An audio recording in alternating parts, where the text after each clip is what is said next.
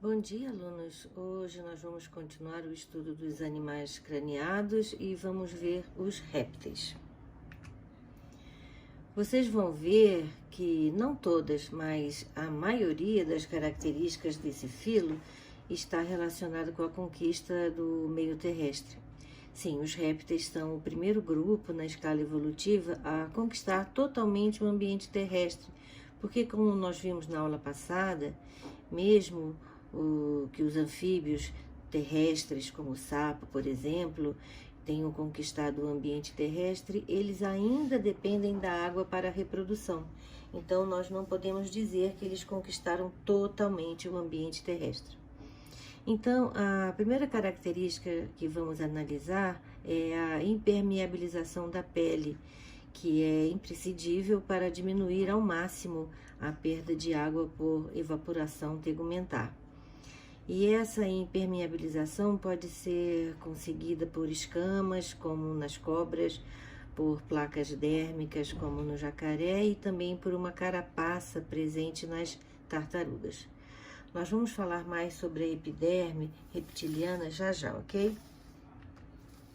A respiração dos répteis é pulmonar, exclusiva, mesmo naqueles que vivem no ambiente aquático, como as tartarugas marinhas.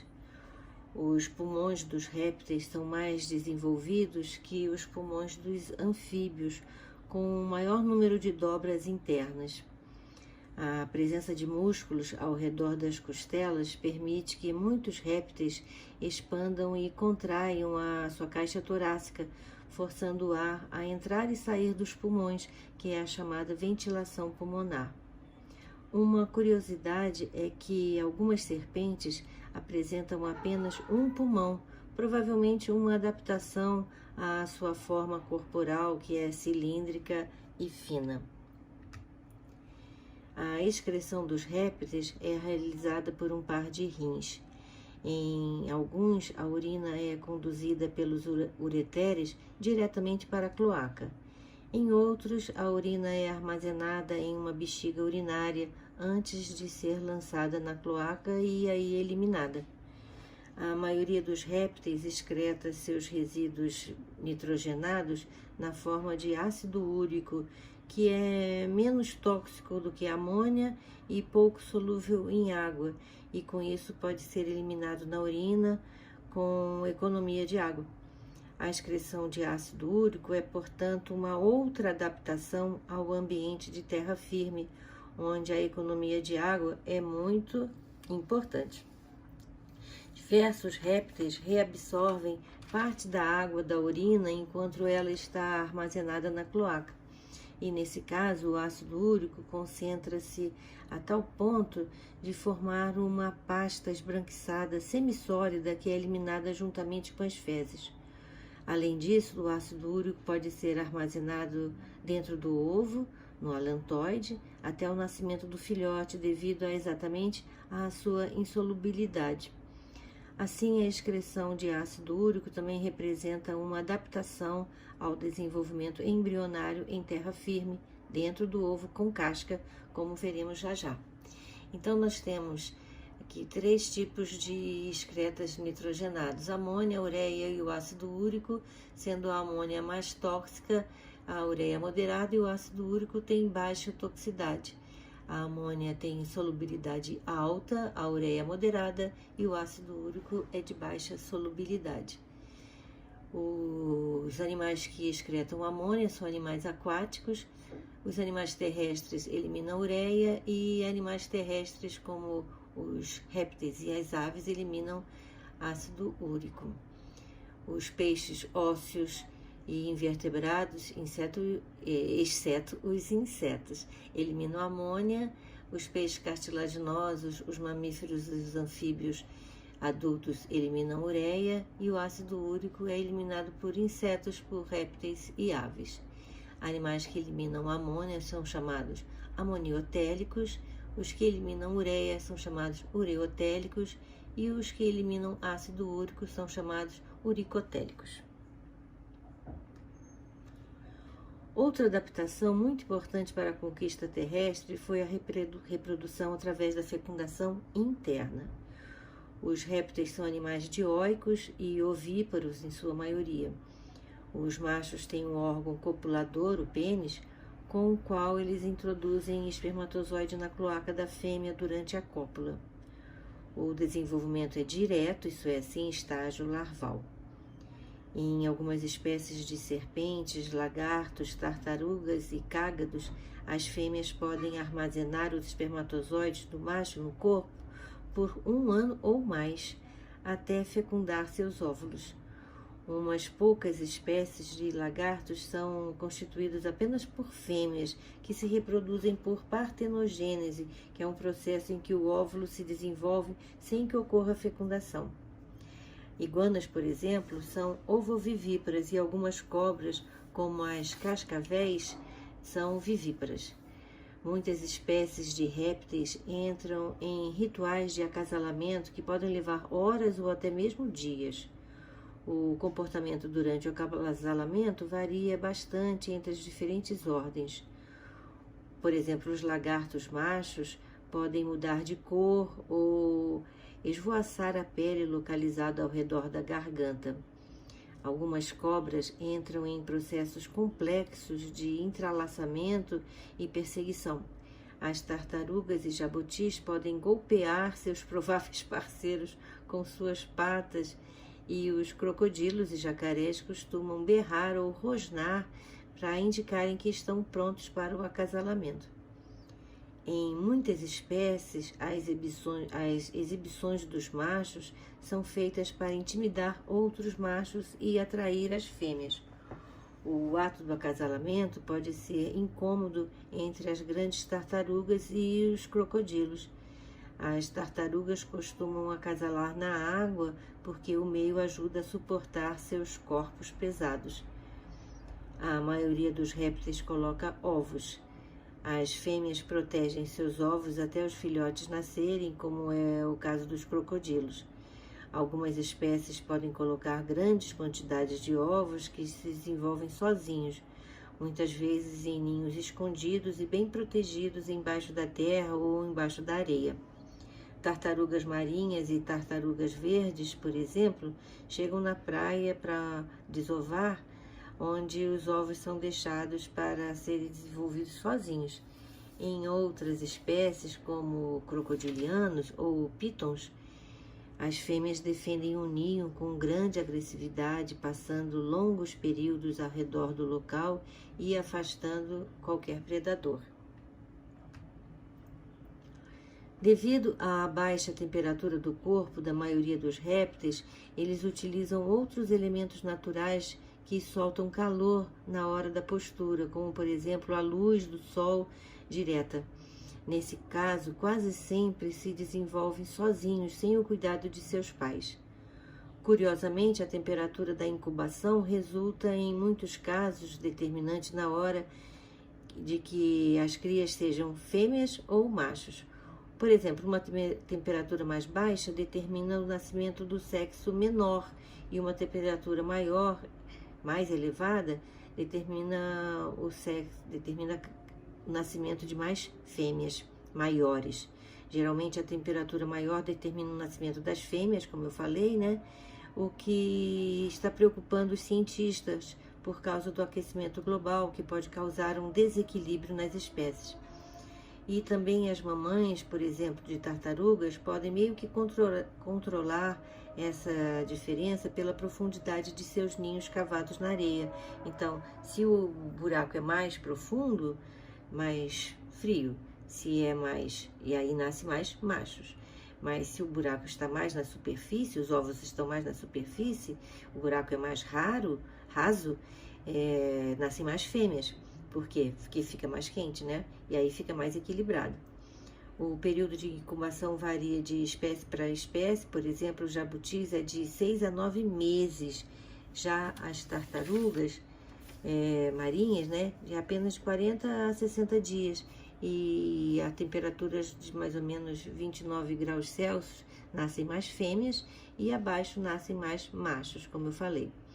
O Projeto Tamar faz um trabalho maravilhoso de proteção e estudos sobre esses animais e temos sede em várias cidades do Brasil. Não sei se vocês já visitaram. Eu já visitei em Fernando de Noronha, e é maravilhoso. A gestação de uma cobra pode levar até 8 meses e o número de filhotes depende da espécie. No ano passado, por exemplo, uma sucuri criada no Instituto Butantan deu à luz a 17 cobrinhas.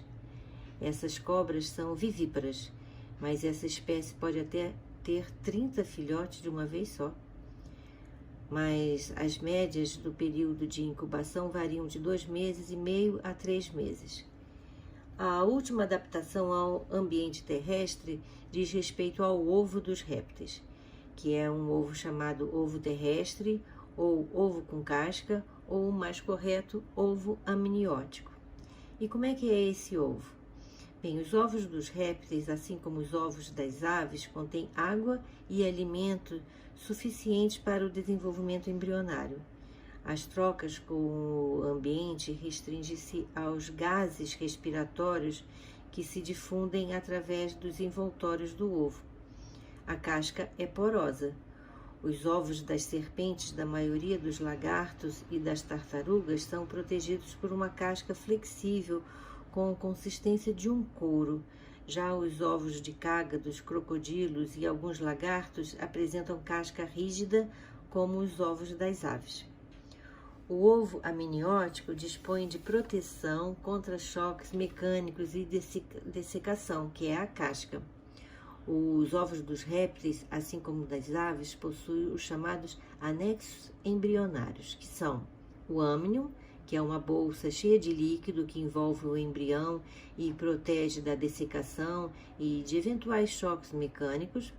O saco vitelínico, que é uma bolsa ligada ao intestino que envolve a gema do ovo e digere seus componentes e transfere esse alimento digerido para os vasos sanguíneos do embrião. O alantoide, que é uma bolsa ligada ao intestino e que tem a função de armazenar as excretas produzidas pelo embrião durante seu desenvolvimento, no caso o ácido úrico. O embrião e todos os anexos embrionários são envolvidos pelo córion, que é um anexo que fica em contato íntimo com a casca do ovo, possibilitando assim as trocas gasosas entre o sangue do embrião e o ar atmosférico. Então vamos ver aqui de fora para dentro. Tem aqui primeiro a casca, né, que é porosa, depois o córion, aqui em vermelhinho, que é vascularizado, o âmnion, envolvendo aqui o animal. Aqui tá um embriãozinho, tá? Aqui é o alantoide, o alantoide aqui em verde, que é ligado ao intestino, que vai guardar os excretas nitrogenadas. Esse é o saco vitelínico, que a gente chama vulgarmente de gema, né? Que guarda o alimento para o embrião. Outra característica dos répteis diz respeito à temperatura do corpo. Eles são ectotérmicos. Temos aqui alguns termos muito importantes relacionados à temperatura dos animais e que são diferentes, apesar de erroneamente serem usados como sinônimos. Então vamos entender os termos a seguir. Primeiro, homeotérmico. Homeotérmicos são animais que mantêm a temperatura do corpo constante, independente da temperatura do ambiente. A temperatura do ambiente pode variar, porém a temperatura do animal se mantém a mesma. Pecilotérmicos são animais que a temperatura do corpo varia de acordo com a temperatura do ambiente. Eles também são chamados de heterotérmicos. Então, se a temperatura do ambiente varia, a temperatura do corpo desse animal varia também. Notem que essa classificação se refere a uma característica do animal, uma característica própria do animal. Ou ele é uma coisa ou é outra. Porém, podemos classificar os animais quanto ao controle da temperatura de seus corpos. E aí teremos um comportamento, uma adaptação comportamental. Então, não são sinônimos pecilotérmicos e ectotérmicos e nem homeotérmicos e endotérmicos. Vamos ver então. ectotérmicos são animais que usam uma fonte externa de calor para manter sua temperatura corporal. Pode ser o sol, mas também pode ser uma pedra quente, uma rocha quente. As pessoas que criam iguanas, por exemplo, têm uma espécie de pedra ligadas na eletricidade que se aquece e aí o animal sobe sobre essa pedra para se aquecer. Os animais pecilotérmicos têm um comportamento ectotérmico geralmente. Animais endotérmicos produzem calor graças ao seu metabolismo próprio, isso é, parte da sua alimentação é gasta só para produzir calor. Por causa disso, se a gente comparar dois animais do mesmo porte, um endotérmico e o outro ectotérmico, o endotérmico tem que comer muito mais. Por quê? Porque parte do alimento dele ele vai gastar mantendo a temperatura do corpo dele constante. Os mamíferos e as aves comem muito mais do que um jacaré, por exemplo. Mas existem vários comportamentos diferenciados dependendo das espécies. Dois fatos curiosos: as cobras podem aumentar o consumo de oxigênio em 36 vezes durante a digestão para acelerar esse processo. O jacaré pode ficar 2 anos sem se alimentar e o seu coração pode bater somente de 2 a 3 vezes por minuto. São comportamentos muito específicos que vocês podem encontrar nas suas pesquisas, dentro de seu maior ou menor interesse sobre o assunto. Os gaúchos usam o termo lagartear para dizerem que estão se aquecendo ao sol, coisa que eu tenho feito muito nessas manhãs frias. Aí, quando se aquecem o suficiente, vão para a água em plena atividade como se fossem movidos à energia solar. As ordens de répteis são Squamata, que são as serpentes e os lagartos, os quelônios, que são as tartarugas e cágados, crocodilianos, como os crocodilos e os jacarés, e uma ordem denominada Rhinchocephalia, que são as tuataras. Aqui temos exemplos das ordens esquamatas, os lagartos, cobras e o temidíssimo dragão de Komodo. Esse réptil espetacular, que pode chegar a mais de 2 metros, tem a mordida fatal pela quantidade de bactérias presentes na sua saliva. Eu já vi um no zoológico de Washington e é assustador realmente. Eu também amo cobras. E há alguns anos paguei $5 quando o dólar estava a R$1. Oh, saudade! Lá na Estátua da Liberdade para tirar uma foto com uma jiboia albina lindíssima enrolada nos meus ombros. A ordem Quelônia é a ordem das tartarugas, jabutis e cágados. Jabutis são terrestres, os cágados são semiaquáticos e as tartarugas vivem o tempo todo dentro da água, saindo apenas para desovar, tomar sol ou, lógico, respirar. Também existem diferentes anatômicas, o casco do jabuti é mais alto e bastante pesado. Em contraste, tartarugas e cágados têm casco hidrodinâmico mais leve e num formato que ajuda a não afundar na água e também ajuda na velocidade e na agilidade. As patas traseiras dos jabutis lembram as patas de um elefante, são arredondadas e eles se movem muito mais lentamente. Já as patas traseiras das tartarugas têm um formato de pá, o formato de um remo, e são usadas para natação. Vamos agora ver algumas diferenças entre jacarés e crocodilos. O crocodilo vive em um ambiente aquático, existindo espécies tanto de água doce como de água salgada. Aqui no Brasil nós não temos crocodilos, só jacarés. Crocodilos são comuns na África, na Ásia e na Oceania. Uma de suas particularidades é o 4º dente de cada lado do maxilar, que fica aparente quando a boca está fechada. Além disso, os dentes inferiores e superiores são alinhados.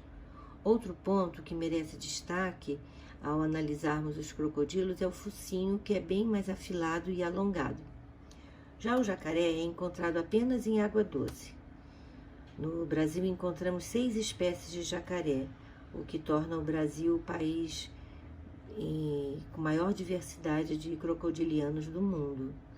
O quarto dente de cada lado do maxilar inferior do jacaré permanece escondido e em reentrância e só fica visível quando o animal está com a boca aberta. Além disso, diferentes dos crocodilianos, aliás, dos crocodilos, os dentes inferiores e superiores dos jacarés não são alinhados. Outra diferença é o focinho largo e arredondado do jacaré.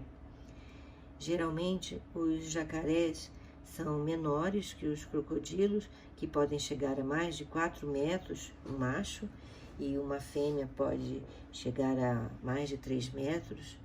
Mas os jacarés também não ficam atrás, não, eles são bem grandinhos. Podem chegar a 3,5 metros, o macho, né, e pesar 200 quilos. Inacreditável, porque os seus filhotes nascem com apenas 50 centímetros e pesando somente 60 gramas. Essa ordem Rhinocephalia é uma ordem que foi numerosa durante a era mesozoica, mas que hoje inclui apenas um gênero. São as tuataras, que vivem na Nova Zelândia. Eles são ativos durante a noite e passam o dia escondidos em buracos ou tocas, sendo que às vezes podem ser vistos também aquecendo-se ao sol. Os machos não têm pênis e a cópula é feita por justaposição das cloacas. As fêmeas colocam mais ou menos 19 ovos, que eclodem de 12 a 15 meses depois. É um dos maiores períodos de incubação entre os répteis, dependendo da temperatura.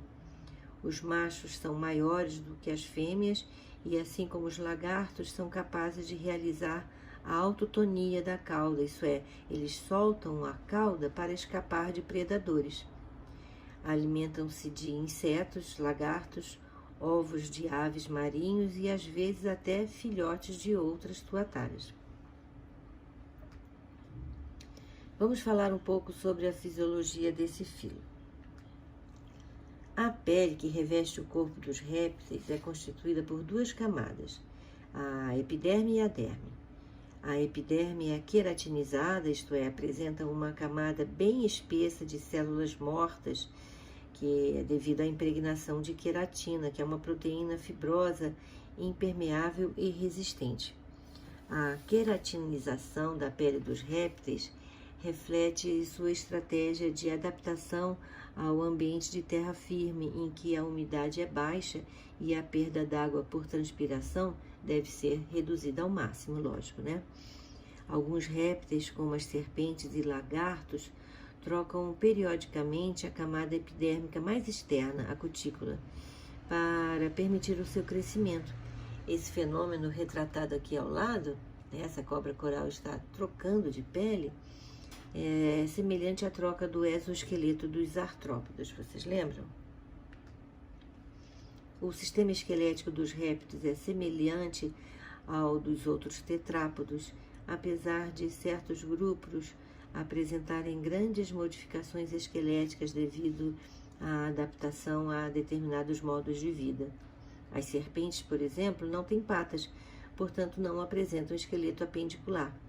Entretanto, há evidências de que seus ancestrais tinham pernas, que desapareceram ao longo da evolução.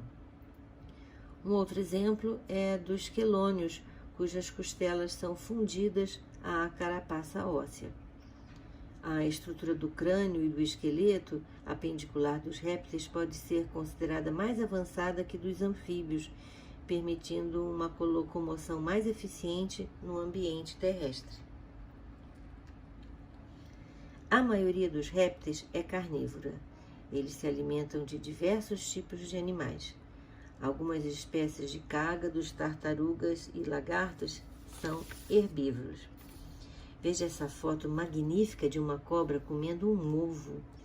Abrir a boca desse jeito é possível graças a um osso denominado osso quadrado, que pode ficar em uma posição vertical e assim permite que a cobra abra a boca quase que verticalmente.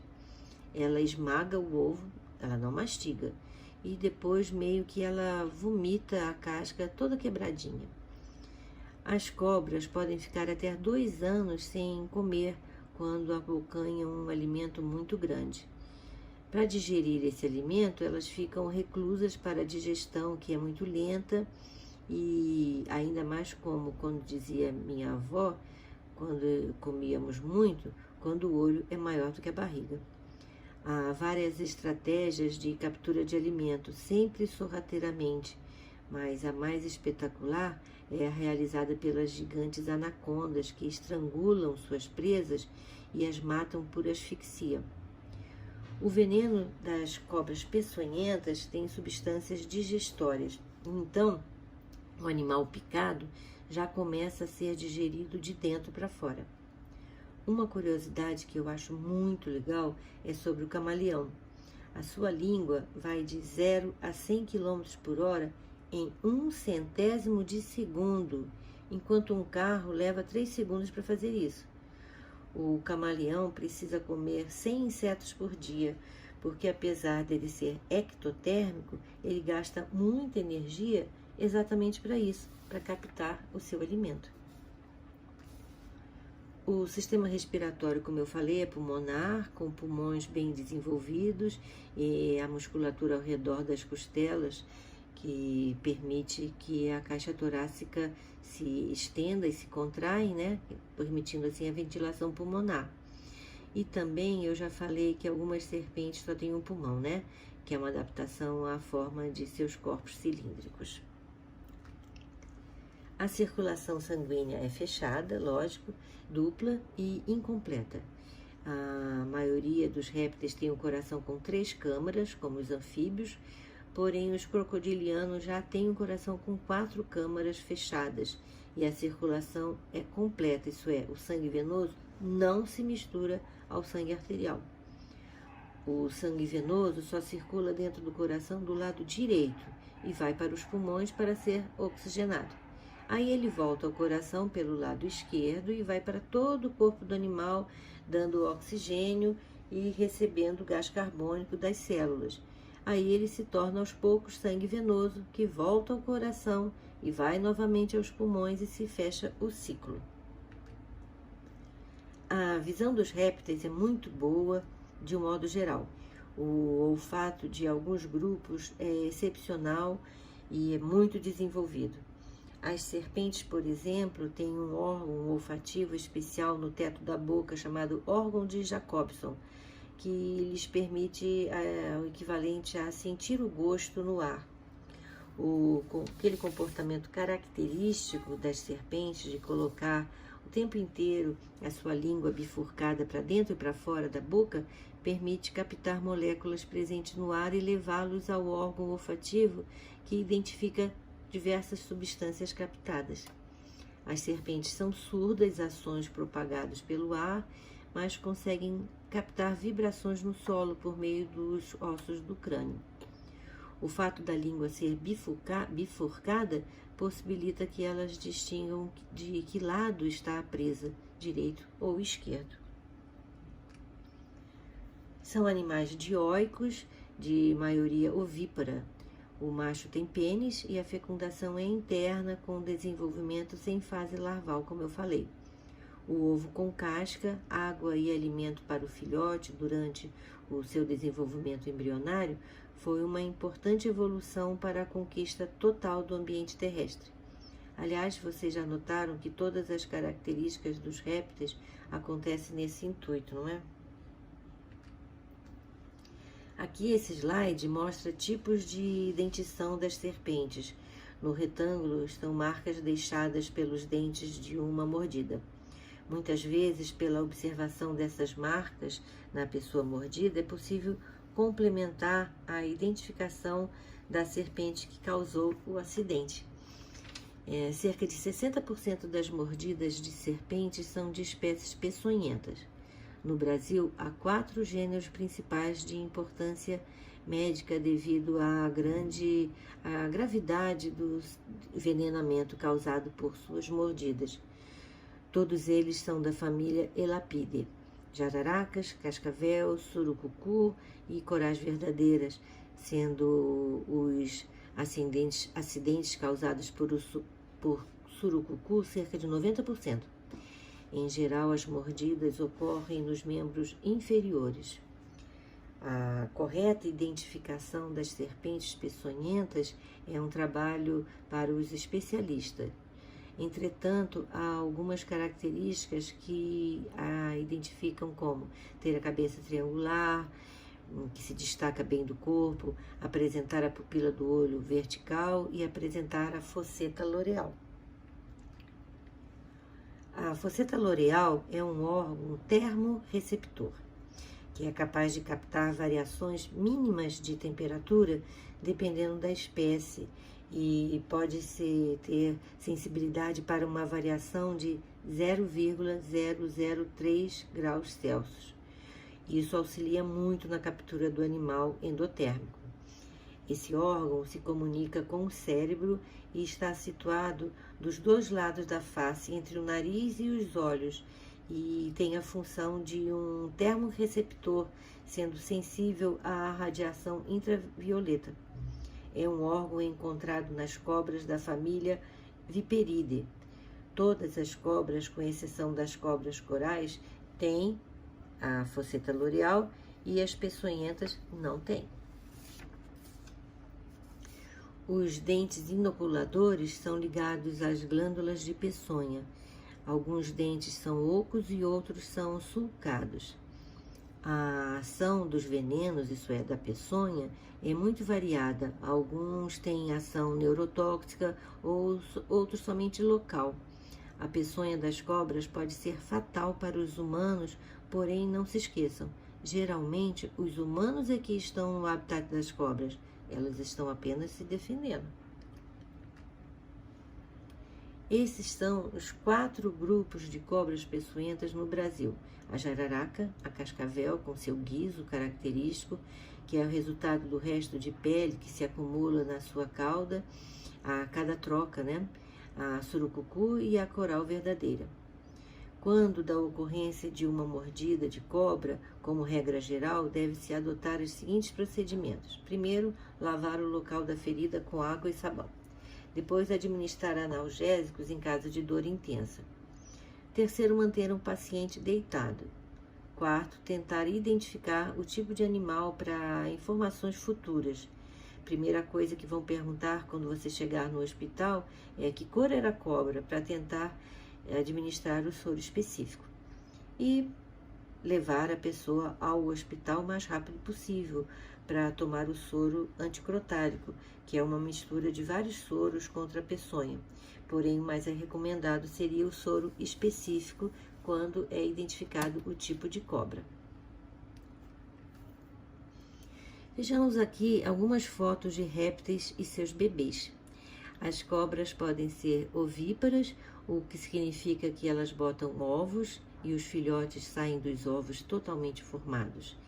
Em alguns casos, os ninhos são vigiados pelos pais até a eclosão. Um exemplo é a cobra coral. Para sair do ovo, os filhotes têm um chamado dente do ovo, que eles usam para quebrar a casca, e depois esse dente cai. Mas também existem espécies como a jiboia construtora, que são ovovivíparas. Geralmente ela consegue carregar de 25 a 30 ovos em uma única gestação. Além delas, temos a anaconda, a maior espécie de serpente do mundo, que pode carregar até 50 ovos. Nesses casos, os filhotes completam seu desenvolvimento embrionário dentro de um ovo retido no interior do útero da mãe. Neste caso, os filhotes saem do ovo ainda na barriga da fêmea e, quando nascem, são idênticos aos adultos. E temos as espécies vivíparas, que os filhotes já nascem totalmente formados e são alimentados pela fêmea durante o desenvolvimento que acontece no útero materno. Um exemplo é a cascavel. As cobrinhas já têm veneno e, como elas não podem controlar essa quantidade de veneno injetável, às vezes as cobrinhas, né, os filhotinhos, podem ser mais perigosos do que suas mamães. Os jacarés são ovíparos e os filhotinhos saem dos ovos, que são aquecidos pelo calor do sol ou também pelo calor de folhagens nos ninhos que são construídos e cuidados pelas mamães. E por fim temos aqui as tartarugas que voltam às praias nas quais nasceram para desovar. São postos centenas de ovos, porém a taxa de sobrevivência até a fase adulta é de apenas 0,1% ou até menos. A única possibilidade das fêmeas para proteger os seus filhotes é a camuflagem do ninho após a postura.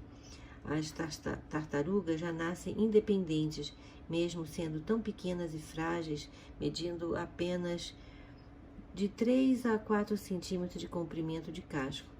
Muitas são devoradas por ciris, por aves marinhos, por polvos e principalmente por peixes. Outras morrem de fome ou de doenças naturais. Estima-se que a cada 1000 filhotes, apenas 1 ou 2 atinjam a idade adulta. Mas quando isso acontece, poucos animais conseguem ameaçar as tartarugas, à exceção dos tubarões, das orcas e do próprio homem. Bem, aluno, esse assunto é muito apaixonante, né? Tem 1000 vídeos e informações sobre répteis, principalmente sobre as cobras, que eu particularmente adoro na internet. Muitas curiosidades sobre esses animais tão místicos, tão misteriosos e espetaculares. Divirtam-se! Por hoje é só e até a próxima aula.